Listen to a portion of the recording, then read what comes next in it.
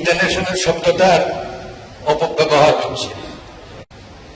কোর্টে যেতে পারবেন না, 102 এক্সক্লুড করে দিয়েছে। 102 এক্সক্লুড করা মারাত্মক ব্যাপার। সুতরাং যেখানে ডিটারমিন, ন্যায় বিচারের নামে প্রহসন, ডিটারমিন, এটার সম্বন্ধে আর কি বলবো, যেখানে প্রতিটা সেকশনে যেখানে গলত, ইন্টারন্যাশনাল স্ট্যান্ডার্ডের বিপরীত একটা প্রভিশন করেছে এই আইনে যে সাক্ষীকে যাই জিজ্ঞাসা করা হবে তাই বলতে হবে।